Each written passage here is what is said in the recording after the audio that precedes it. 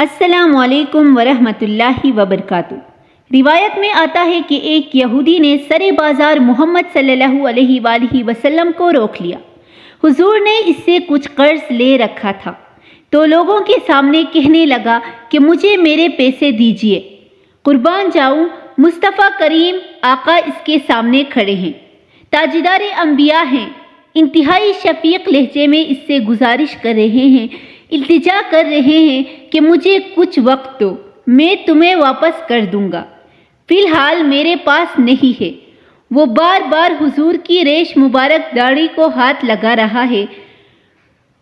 پیچھے سے ایک گرجدار آواز آئی، اگر دوبارہ تم نے حضور کی داڑھی کو ہاتھ لگایا میں تمہاری گردن کاٹ دوں گا۔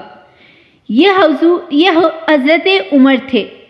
یقیناً ہاتھ میاں میں تلوار پر تڑپ رہا تھا، کیونکہ وہ حضور کی شان میں اس طرح کی گستاخی برداشت نہیں کرتے تھے۔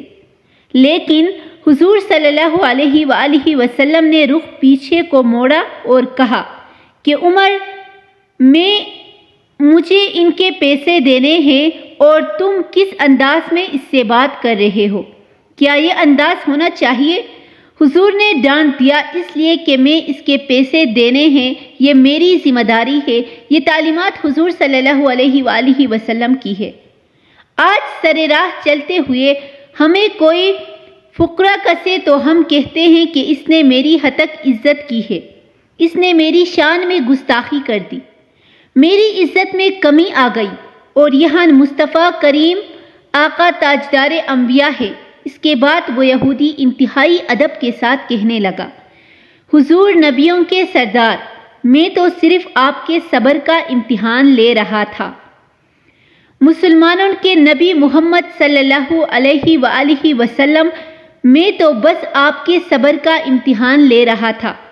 لوگ آزمایا کرتے تھے، آج ذرا سی بات پہ بات آئے تو ہم جان کے در پہ بن جاتے ہیں، لیکن ہم نے حضور صلی اللہ علیہ وآلہ وسلم کی تعلیمات چھوڑ دی ہیں۔ اس دھرتی پر جب تک پتھر مارنے والوں کو دعائیں نہ دی جائے، مصطفیٰ کریم کے عشق کا دعویٰ محض دعویٰ ہے، سچا نہیں ہو سکتا۔ نبی کریم صلی اللہ علیہ وآلہ وسلم کو تمام جہانوں کے لیے رحمت بنا کر بھیجا گیا ہے۔ امتی ہونے کے ناطے ہمارا یہ فرض بنتا ہے ان کا انداز رحمت اپنائے اور اسے دوسرے لوگوں تک پہنچائے۔ اللہ تعالی ہمیں تقسیم کرنے کا شرف عطا فرمائے، آمین ثم آمین۔